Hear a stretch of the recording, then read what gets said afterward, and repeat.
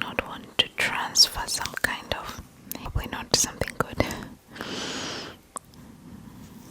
strict religious.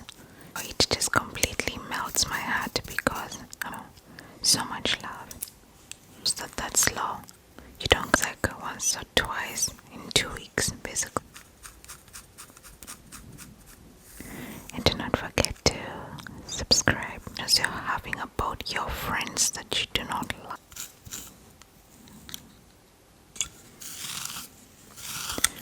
Welcome.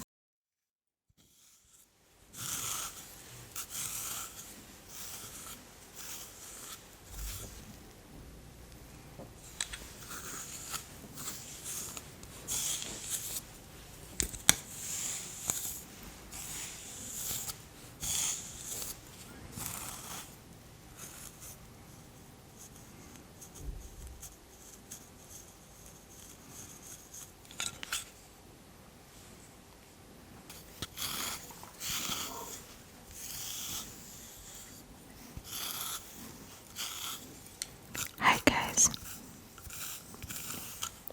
welcome to tonight's super relaxing ASMR session.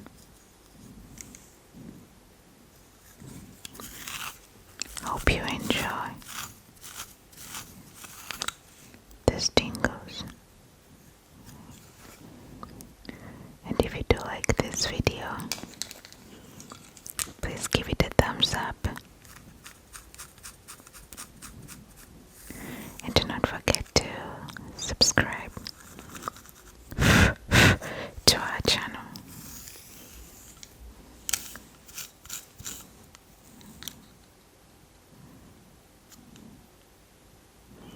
So in today's session, I'm just combing through his scalp.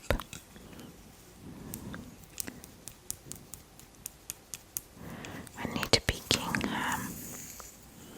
things mostly whiteheads and some ingrowns and dandruff too from his scalp. I know some of you guys have been asking us to do some talking sessions, some whisper sessions.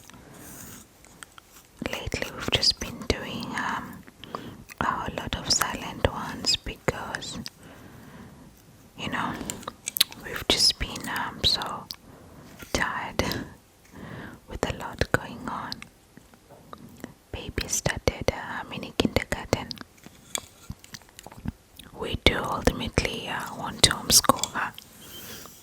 We still want to homeschool her, but we thought in the early years it would be great if she's around some kids.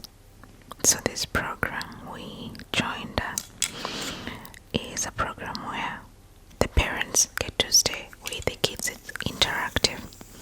They call it Montessori. So we don't drop her off at the kindergarten. I go with her and I stay with her. Interact with her. Show her different things to play with and just to play with her. So there's 2 teachers in the classroom. One speaks in the language of this country and the other speaks in English. Yeah, so that happened. And a lot more, a lot more of this and that. Yeah, life has been hectic this fall especially.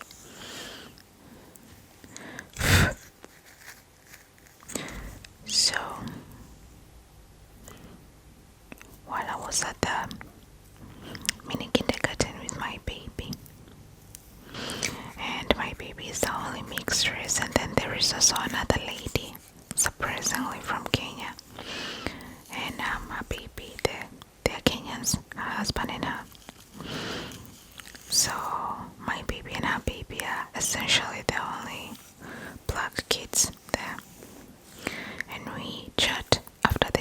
is done because it's a 1 hour class. And we were chatting last week and we were talking a little bit about basically how crazy it is. The country we live in doesn't have, it's not very, especially us living in a small town, you don't get to see a lot of black people. She doesn't live in the town, in our town, she lives in another town, like 30 minutes away. So they drive all the way for the mini kindergarten. She was just so excited and happy to hear that we wanted our baby to, continue with the kindergarten for maybe a couple more months. The baby is not alone there as the only, black kid in the entire school. So as I was chatting with her on WhatsApp, because we exchanged numbers, I thought about something to discuss with you guys. Basically, I have a monologue about things I'm doing different in parenting as an African living abroad, basically as an expat. Expat like, expatriate. When it pertains to parenting, I am trying to gender parent my kid. I learned the other day that most people confuse gender parenting with permissive parenting. I guess sometimes it's hard for some people to know the difference. But yeah, I don't have a problem telling my baby no, Like literally, we've taught her so much, such that when she's watching TV and we tell her, that's enough, switch it off. She knows that switch it off means switch it off. Unless she's tired and she's having a tantrum, then she'll have a hard time switching it off. But that doesn't happen often. It happens like once or twice in 2 weeks, basically once in a week. Other times she's so good at listening and, switching it off. Listening and doing what you're telling her to do. So yeah, I am raising her to, listen and do as she's told. Because I would really hate to raise a child that, doesn't listen, doesn't obey. Just like there's no rules, no structure. Even with something as simple as how to take off her shoes when she's entering the house. She knows that that's law. You don't come in the house with shoes. You take them off at the door.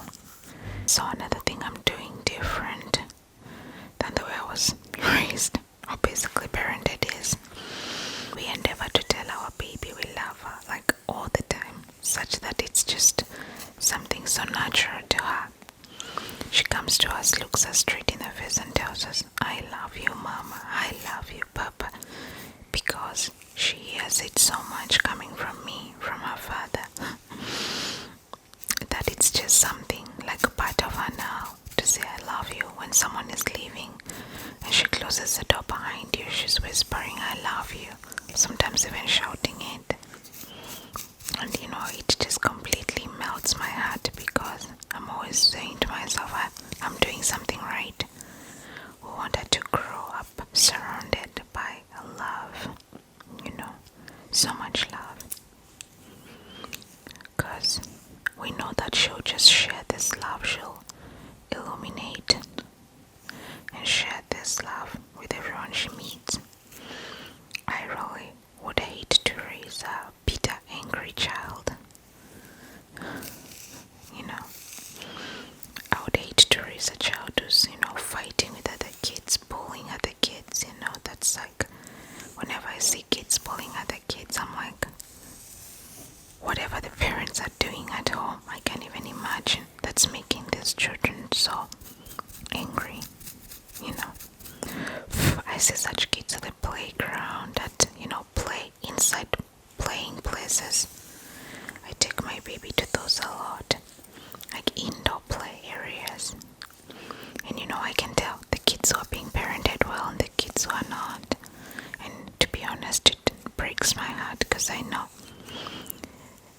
at some point, to be honest, it's not even the child's mistake. It's how they're parented. When I moved to Europe, I learned something very quickly, that racism is taught, at home. It's not something that you have in your heart since you're born. People who are racist, they just taught this to hate. So whenever I see a kid like being mean to either my kid or other kids, I wonder what is being spoken in your house, what is being said about people who are different from you, because look how they are treating me, or they are treating, other people of color. Yeah, so it's at some point it's never really the children's fault, it's the parents' fault. It's the things the parents are saying at home, when they are watching TV and they see like a black character, what are they saying about that black character, or about people of a certain demographic, I always wonder. Probably not something good. Raising our girl, I endeavor to speak good about everyone, even family members that I don't like, because I really do not want to transfer some kind of hate or bitterness that I may feel about that person to her. I would like for her to, grow up loving everyone.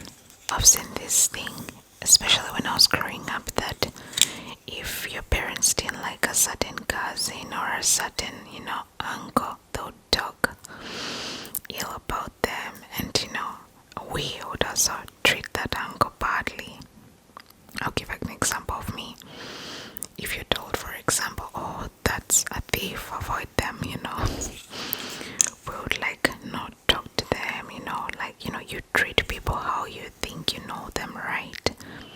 If you hear that someone is like a thief, you avoid them. If you hear someone is like crazy, you avoid them, even without getting to know them for yourself, So I do not want my kid to grow up hating any family member or any person that I do not like.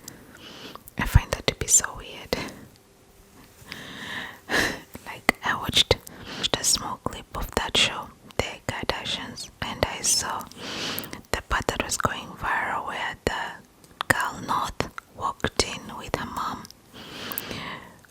on a table full of her mom's friends, and when one of the friends hugged her, she gave her like a mean look and like a smirk on her face, and the cameraman zoomed on that, and I think people at the table noticed that too, and everyone was like laughing, and I'm like, that's not funny.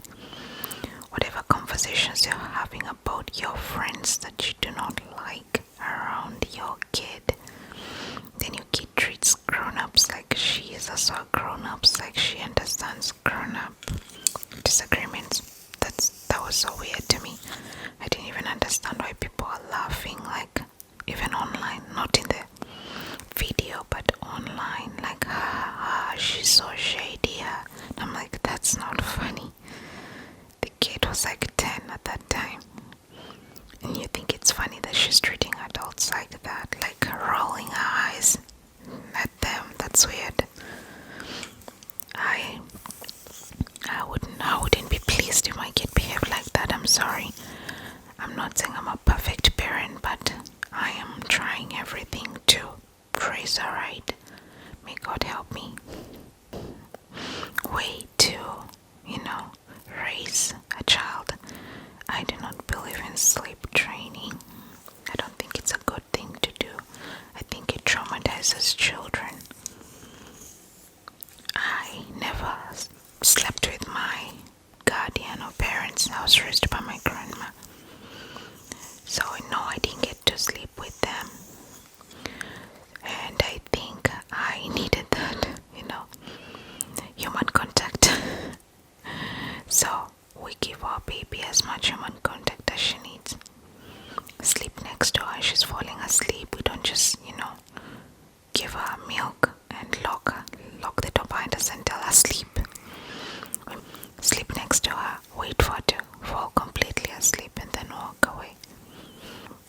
our baby. This is something a little bit maybe controversial. I was talking to a friend of mine. Actually, this is a friend of mine that I meet pretty often, and I was talking to her basically about like family life, and she was telling me the problem she has with her husband is he doesn't know how to apologize. And I'm like, I feel like this is something very common with people, that with some people that they just cannot apologize. And sometimes I question myself, how are you raised that you cannot just say, hey, I'm sorry, I messed up. It's always someone else's fault. It's always someone made me do it, It's never, hey, I fucked up. Sorry. It's never, hey, I messed up. I'm sorry, I won't do it again. So with that, seeing how some adults just will not, say it, I have endeavored so much to teach my baby to apologize, and also I apologize to her so often, such that the other day I had to apologize to the table, her high chair, for knocking the dish on the table of the high chair. I had to say, I'm sorry, table, literally. And I'm like, well, in my head, that's what you get for making I believe everyone deserves an apology and everything, I apologize to her dolls when I throw them down. I apologize to her leg when she's hurt. Like, I'm sorry, leg, you're hurt. I'm like, you know what? And she apologizes to me when she does something wrong. Sometimes when I tell her, come back here and apologize, at the moment, sometimes she'll walk away and refuse. Then in a few minutes, she'll come back when I've even forgotten about it. I'm sorry, Mama. So that, I think by now I've got it right. Because she would just, apologize to everyone. Even when you are tired, she'll be like, are you tired? I'm so sorry you're tired. So far so good with that. I really dislike when people are like, in our home we didn't apologize. My mom didn't apologize to us, so it's not something I learned to do, so I'm not gonna do it now. Like, that's a load of, you know what? Because it's something you can learn, something you can learn at your big age. So since our baby was young, she only used the playpen for like a couple of months, maybe 2 or 3, and then we had to fold it because she wanted to get out of it so much. We encourage her to, walk around right now. Just walk around and, explore. Find spoons, play with them. Find, things around the house and play with them.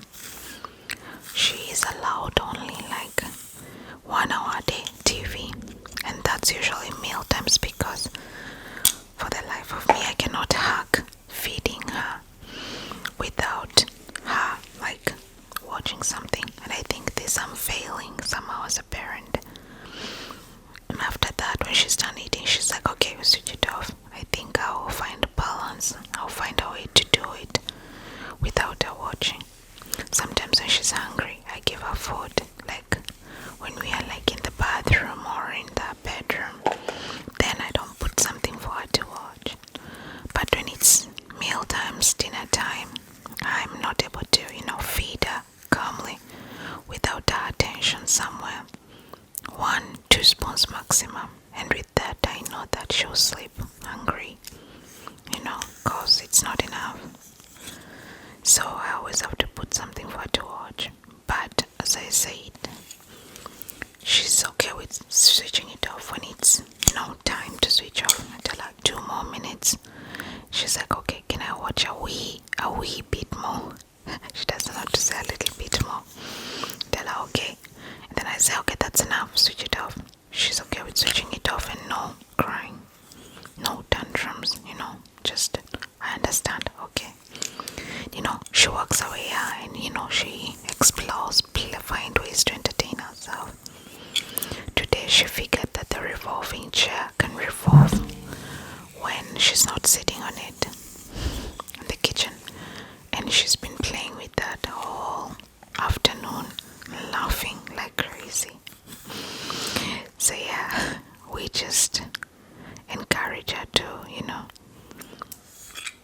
figure out how to entertain herself without the TV all day long switched on.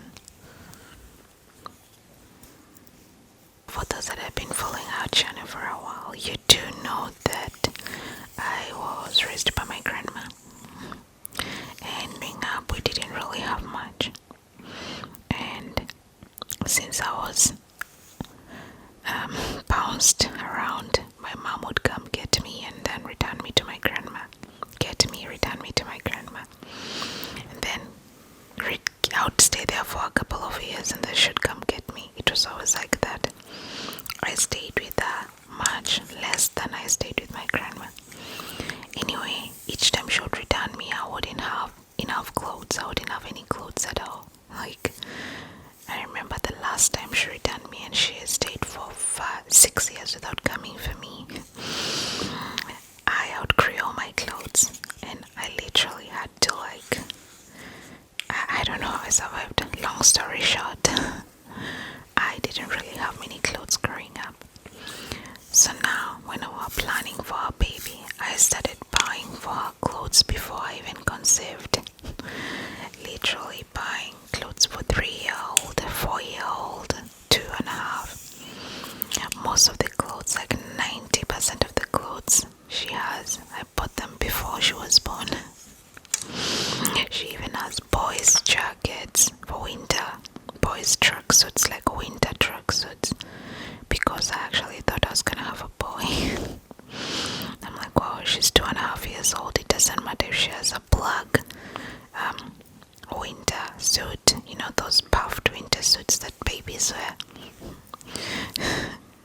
Then she has like a this really cool puffer jacket, but it's for boys, and I'm like, it's green, light green and deep green, and I'm like, well, that's boys' colors and some people's, anyway, that's all to say that I never want my baby to lack basic needs like clothes that fit her, clothes that she needs, Literally, she has like sweaters she hasn't worn, she has jackets she hasn't worn yet. She has some that are too big for her because I even bought clothes for 4 or 5 years old. So yeah, I think that traumatized me so much that I went a little overboard. But I'm glad that every year I don't really have to buy some basic stuff. I just, go to some of her packed suitcases and I'm like, yep, I got that. I bought that 3 years ago.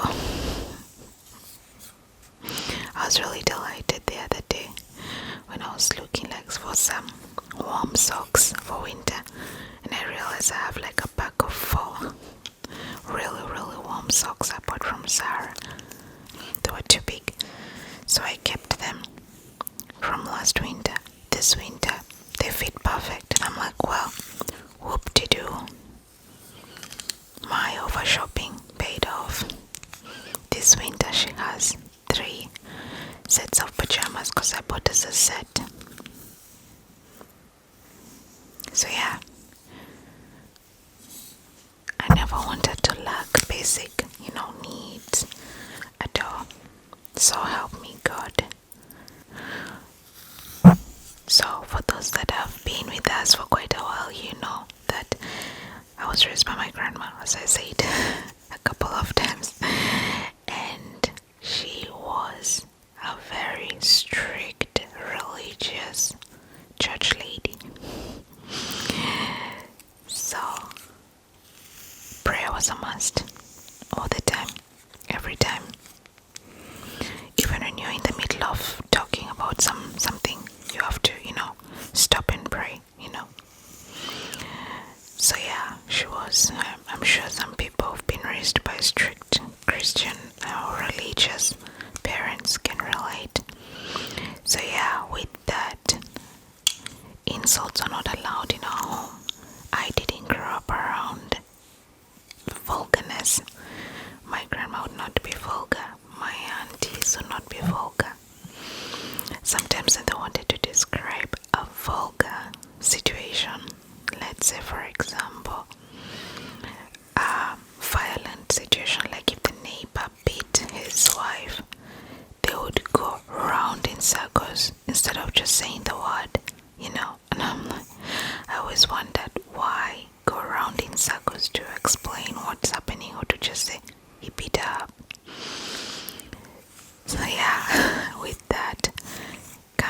live in Europe, especially in the country we live in, people are super vulgar.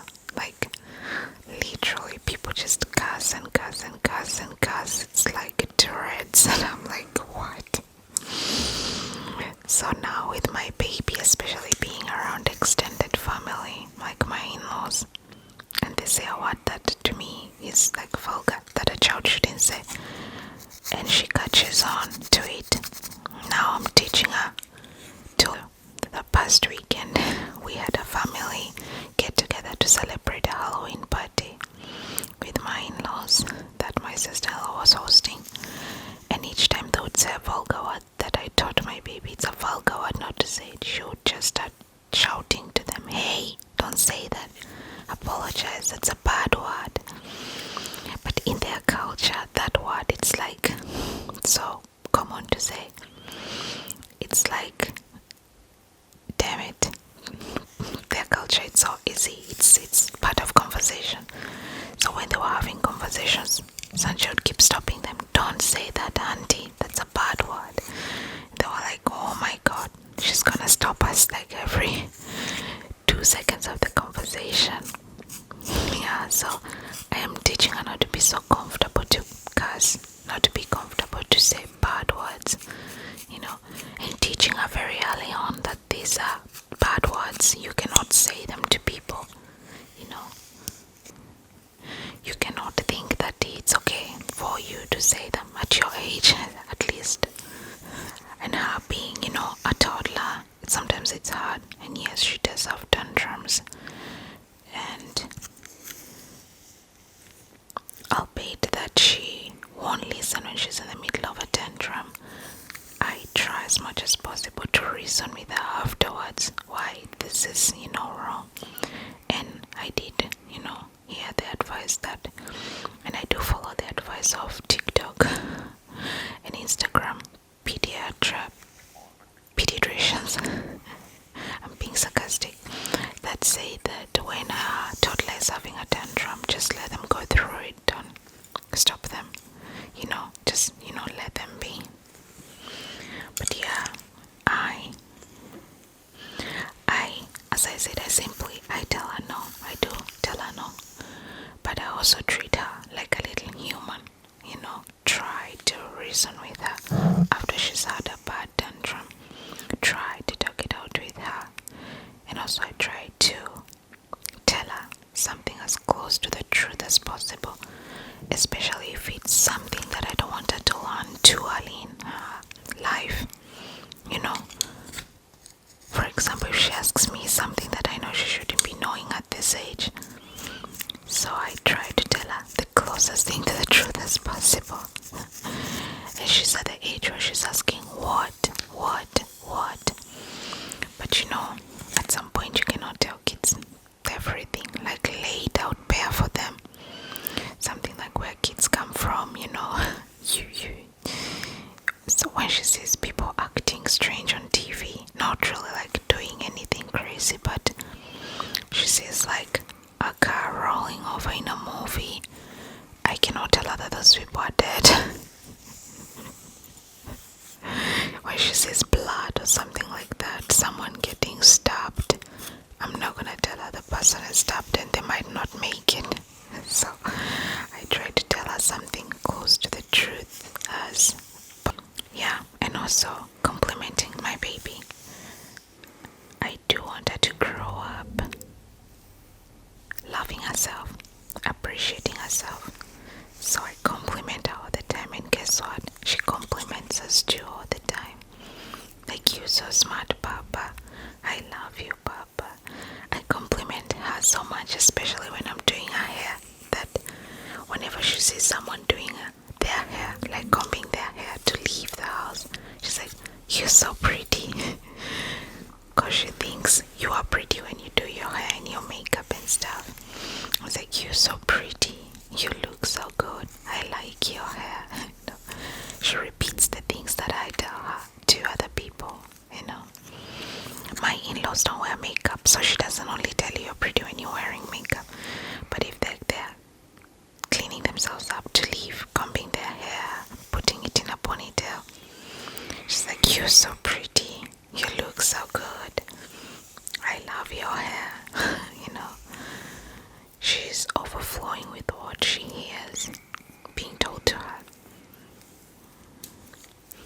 also telling her like, you're so smart, you're so kind, you're such a nice girl. She insists, call me girl, call me girl. Cause her father tells her, I love you girl. So when I tell her I love you, she's like, call me girl. Really, kids are sponges. They just absorb what is around them, what they are told, their day-to-day lives. How you speak to them becomes their daily affirmations. So guys, I have to end this session here. I will continue with the same topic in the next session.